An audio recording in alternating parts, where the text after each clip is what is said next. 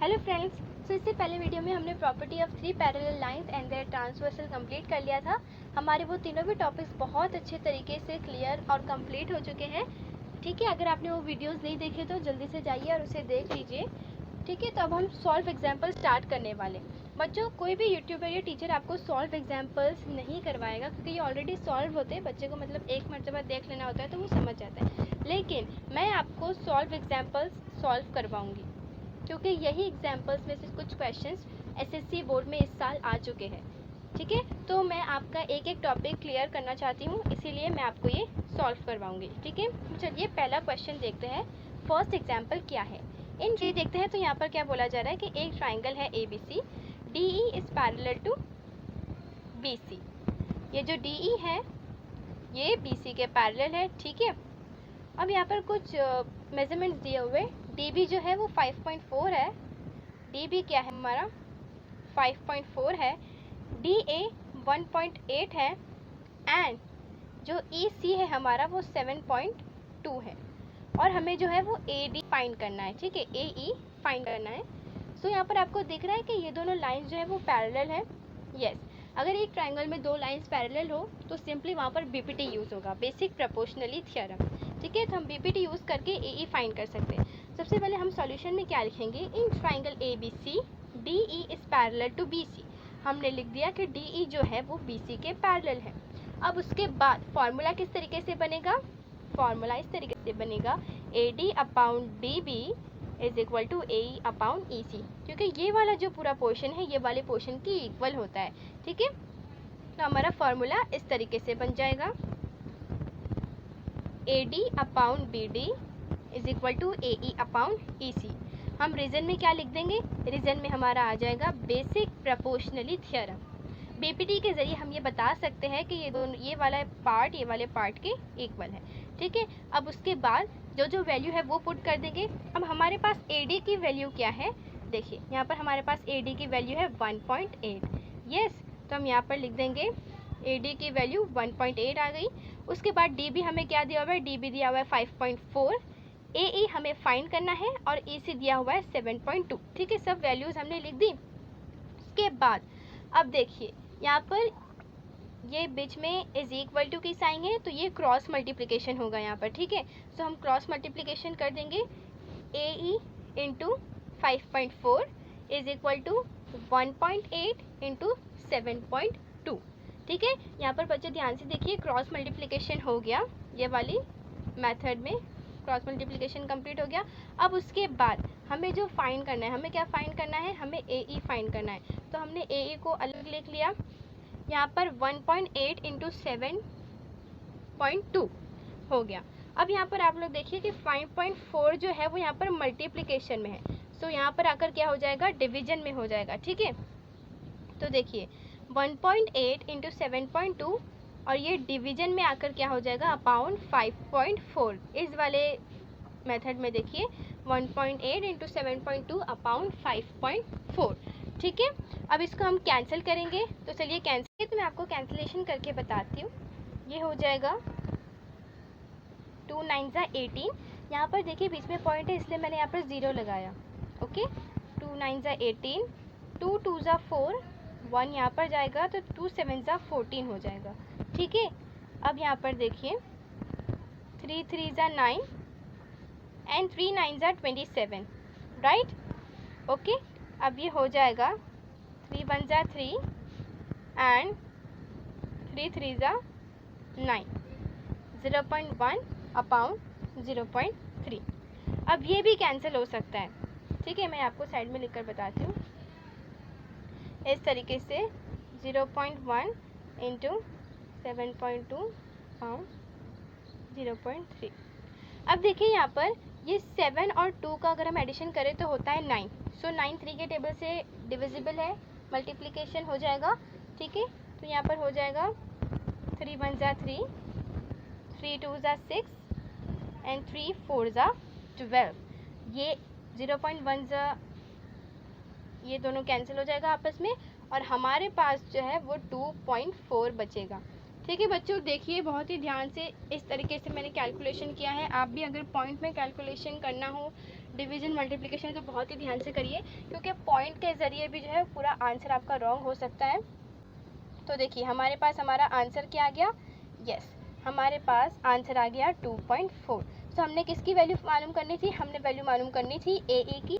सो हमारे पास AE की value आ गई 2.4। सो हम यहाँ पर लिख देंगे AE की वैल्यू हमारे पास आ गई 2.4 सेंटीमीटर। आप जब भी आंसर लिखो वहाँ पर एक बॉक्स बना देना, ताकि वो जो है एग्जामिनर को बहुत अच्छा लगता है। ठीक है, तो चलिए नेक्स्ट एग्जाम्पल पर चलते हैं। ठीक है, तो यहाँ पर हमारा एग्जाम्पल नंबर 2 है। एग्जाम्पल नंबर 2 में क्या गया, इन ट्राइंगल PQR जो ट्राइंगल है इसके अंदर में segment RS bisects angle R। ठीक है, ये जो सेगमेंट RS है वो एंगल R यानी ये वाले एंगल को बाइसेक्ट कर रहा है। ठीक है, इफ़ PR इज़ 15, PR क्या दिया है हमें, PR दिया है 15, PS is 12 and RQ is 20। RQ क्या दिया हुआ है 20। PR is 15, PS is 12 and RQ is 20। Then find what is the value of SQ। ठीक है, तो चलिए फाइंड करते हैं। तो आप लोग यहाँ पर फिगर में देख सकते हैं कि यहाँ पर ये एक एंगल है, उसको एक सेगमेंट बाइसेक्ट कर रहा है। तो यहाँ पर कौन सा थ्योरम यूज़ होगा, यस यहाँ पर property of angle bisector of a triangle use होगा। सबसे पहले हम सॉल्यूशन में स्टेटमेंट लिखेंगे, in triangle PQR segment RS bisect angle R। Segment RS जो है वो एंगल R को बाइसेक्ट कर रहा है, ये हमने लिख दिया। उसके बाद फॉर्मूला किस तरीके से बनेगा, देखिए मैंने आपको बताया था कि ये जो दो पार्ट है वो ये दोनों पार्ट के इक्वल होते हैं। तो हमारा फार्मूला इस तरीके से बन जाएगा कि PR upon RQ is equal to PS upon SQ। देखिए यहाँ पर मैं आपको बताती हूँ, PR upon RQ is equal to PS upon SQ। Okay, समझ गए आपको। और रीज़न में क्या आ जाएगा, प्रॉपर्टी ऑफ एंगल बाइसेक्टर। इसीलिए ये सब प्रॉपर्टी बहुत इंपॉर्टेंट है, सो आप लोग इसको लर्न कर लीजिए, प्रॉपर्टी ऑफ एंगल बाइसेक्टर। अब हम इसकी वैल्यू रख देंगे, PR की वैल्यू से 15 और PS की वैल्यू है 12, RQ की वैल्यू है 20 और SQ तो हमें फाइंड करना है। ठीक है, अब SQ को हम एक तरफ ले लेंगे। एक्चुअली यहाँ पर क्रॉस मल्टीप्लिकेशन होगा, सो कैसे होगा, SQ इंटू 15, 12 इंटू 20। ठीक है, SQ into 15 is equal to 12 into 20। अब उसके बाद SQ को एक तरफ ले लेंगे, SQ को एक तरफ ले लिया हमने। 12 इंटू 20 ये मल्टीप्लिकेशन यहाँ पर आकर डिवीजन में हो जाएगा, 12 इंटू 20 अपॉन 15। तो यहाँ पर आप लोग देख सकते हैं 12 इंटू 20 अपॉन 15। अब कैंसिलेशन होगा। अब यहाँ पर आप लोग देखिए 3 के टेबल से भी ये डिवाइड हो सकते हैं, 5 के टेबल से भी, तो हम करेंगे 3 के टेबल से। 3 5 ज़ा 15 एंड 3 4 ज़ा 12, 5 4 ज़ा 5 1 ज़ा 5 एंड 5 4 ज़ा 20, 4 4 ज़ा क्या होता है 16। तो यहाँ पर आप लोग देख सकते हैं हमारा जो SQ है वो हो जाएगा 16। हमने ये SQ फाइंड कर लिया, इसका आंसर है 16। ठीक है, अब बच्चों यहाँ पर एक बात ध्यान रखिए, देखिए यहाँ पर जैसे इसकी यूनिट नहीं दी हुई है ना, यहाँ पर कोई सेंटीमीटर मीटर को ऐसे यूनिट नहीं दी हुई है। तो आप लोग आंसर में क्या लिखेंगे, आप लोग आंसर में भी यूनिट नहीं लिखेंगे, बल्कि आप लोग आंसर में लिखेंगे 16 यूनिट्स। ठीक है, जब कोई भी यूनिट ना दी हो तो आप लोग आंसर में इस तरीके से लिख सकते हैं, SQ is equal to 16 units. चलिए नेक्स्ट एक्टिविटी की तरफ बढ़ते हैं। ठीक है, तो ये बहुत ही इंटरेस्टिंग एक्टिविटी होने वाली है। आप लोग यहाँ पर देखिए, in figure 1.31 AB is parallel to CD is parallel to EF। ये तीनों आपस में पैरेलल है। यस, पैरेलल लाइंस का नाम सुनते ही आपके दिमाग में वो प्रॉपर्टी आ जाती होगी, 3 parallel lines and their transversal. Yes of course, वही यहाँ पर यूज़ होने वाले हैं। तो यहाँ पर कुछ मेजरमेंट्स दिए हुए, AC जो है हमारे पास वो है 5.4, AC है हमारे पास 5.4। उसके बाद CE हमारे पास 9। देखिए बच्चों यहाँ पर भी यूनिट नहीं दी हुई है, ठीक है, 9। BD है हमारे पास 7.5 है BD। और उसके बाद हमें क्या फाइंड करना है, यस हमें DF फाइंड करना है। सो ये बहुत ही सिंपल है। सबसे पहले आप सॉल्यूशन में क्या लिखेंगे कि ये तीन आपस में पैरेलल है। अगर ये तीनों लाइंस आपस में पैरेलल है तो यहाँ पर कौन सा फार्मूला यूज़ होने वाला है, 3 parallel lines and their transversal की प्रॉपर्टी यूज़ होने वाली है। ठीक है, तो उसका फार्मूला किस तरीके से होता है, ये दोनों जो पार्ट है वो ये दोनों पार्ट के इक्वल होता है। इसका मतलब क्या हुआ, AC upon CE is equal to BD upon DF। इसी से हम फाइंड कर सकते हैं। तो यहाँ पर AC upon CE is equal to BD upon DF। और यहाँ पर रीजन में क्या आ जाएगा, property of 3 parallel lines and their transversal. आप लोग यहाँ पर रीजन में लिख देंगे property of 3 parallel lines and their transversal. ठीक है, अब यहाँ पर उनकी वैल्यू लिख देंगे। AC है 5.4, CE है 9 और BD हमें दिया हुआ है 7.5। तो यहाँ पर आपका आ जाएगा 7.5 और DF जो है हमें फाइंड करना है। ठीक है, अब उसके बाद क्रॉस मल्टीप्लिकेशन करेंगे। So DF into 5.4, 9 into 7.5, DF into 5.4 is equal to 9 into 7.5। अब DF को एक तरफ कर लेंगे, DF is equal to 7 into 7.5, 9 into 7.5 about 5.4। अब यहाँ पर आप लोग देखिए 9 1 जा 9, 9 6 जा 54,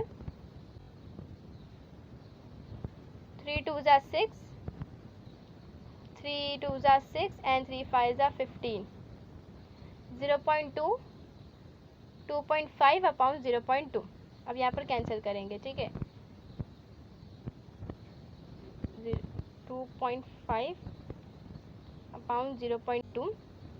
अब यहाँ पर कैंसिल करेंगे कैसे, 2.5 को हम 10 से मल्टीप्लाई कर देंगे तो डोमिनेटर से 0 हट जाएगा और 0.2 को भी 10 से मल्टीप्लाई कर देंगे तो न्यूमिनेटर में से 0 हट जाएगा। तो ये हमारा आ जाएगा 25 अपॉन 2। ठीक है, अब 25 अपॉन 2 को तो हम कैंसिल कर सकते हैं। हम यहाँ पर उसका डिवीजन करेंगे 225। सो 2 1 जा 2, 0 करेक्ट, 5 नीचे आ जाएगा, 2 2 जा 4 माइनस आंसर आ जाएगा 1.0, 2 5 जा 10। तो हमारा आंसर हमारे पास क्या आ गया, हमारा आंसर आ गया 12.5। देखिए बच्चों, आप लोग बहुत ही इजी और सिंपल मेथड में बच्चों की तरह अगर कैलकुलेशन करेंगे ना तो आपके लिए बहुत इजी हो जाएगा। प्लीज़ अपने माइंड में कैलकुलेशन मत कीजिए, साइड में एक रफ बुक लेकर बैठिए और उसमें कैलकुलेशंस कीजिए। इससे आपका माइंड भी फ्रेश होगा और आप लोगों को मज़ा भी आएगा कैलकुलेट करने में। तो हमारा आंसर क्या है, हमारा आंसर आ गया 12.5। हम यहाँ पर आंसर में लिख देंगे 12.5। अब यहाँ पर कोई हमें यूनिट नहीं दिए हुए तो हम क्या लिखेंगे, 12.5 यूनिट। ओके, चलिए नेक्स्ट एक्टिविटी की तरफ चलते हैं। ठीक है, अब देखिए बच्चों, यहाँ पर प्रूव करने के क्वेश्चंस भी आते हैं। कुछ क्वेश्चंस ऐसे होते हैं जिसमें आपको सॉल्व करके वैल्यू फाइंड करनी होती है और कुछ क्वेश्चंस ऐसे होते हैं जिसमें आपको प्रूव करना होता है। तो ये क्वेश्चंस इसी तरीके से हैं। सो यहाँ पर है, इन ट्राइंगल ABC रे BD bisect angle ABC। BD जो है वो ABC को बाइसेक्ट कर रही है। ठीक है, यहाँ पर कौन सी प्रॉपर्टी यूज होने वाली है, property of angle bisection of a triangle. अब उसके बाद ADC side DE is parallel to BC। अब यहाँ पर ट्विस्ट है, यहाँ पर एंगल बाइसेक्टर की प्रॉपर्टी भी यूज़ होगी और पैरेलल लाइंस अगर ट्रायंगल में हो तो BPD भी यूज़ होने वाला है, right. Then prove that, proof क्या करना है, AB upon BC is equal to AE upon EB। ठीक है, देखते हैं हम कैसे प्रूफ कर सकते हैं। सबसे पहले हम लिखेंगे प्रूफ में, इन ट्रायंगल ABC रे BD बाइसेक्ट्स एंगल B। ठीक है, लिख देंगे रे BD बाइसेक्ट्स एंगल B। उसके बाद अगर ये रे BD जो है वो एंगल B को बाइसेक्ट कर रही है तो यहाँ पर कौन सी प्रॉपर्टी यूज होगी, property of angle bisection of a triangle. तो उसके लिए हम कैसे लिख लेंगे, उसके लिए AB अपॉन BC जो AD अपॉन DC के इक्वल होना चाहिए, तो हम लिख देंगे AB upon BC is equal to AD upon DC। और ये फर्स्ट इक्वेशन है हमारी, इसके लिए हम रीजन में लिख देंगे एंगल बाइसेक्टर थ्योरम। ओके, अब उसके बाद हम लिखेंगे in triangle ABC DE is parallel to BC। तो यहाँ पर BPT यूज होने वाला है, तो हम लिख देंगे AE upon EB is equal to AD upon DC। अब यहाँ पर सेकेंड इक्वेशन हो गई, रीजन में क्या लिख देंगे, रीजन में लिख देंगे बेसिक प्रोपोर्शनली थ्योरम या फिर BPT। ठीक है, अब ये दोनों इक्वेशन हमारे पास आ गई। अब आप लोग ध्यान से देखिए, इन दोनों इक्वेशंस में आपको कुछ कॉमन दिख रहा है, यस आपको दिख रहा है AD upon DC, AD upon DC। अगर AD अपॉन DC कॉमन है और दोनों इक्वल है आपस में, तो हम क्या बोल सकते हैं कि AB upon BC AE upon EB के इक्वल है। क्या बोल सकते हैं, AB upon BC AE upon EB के इक्वल है। और रीज़न क्या आ जाएगा, फ्रॉम 1 and 2।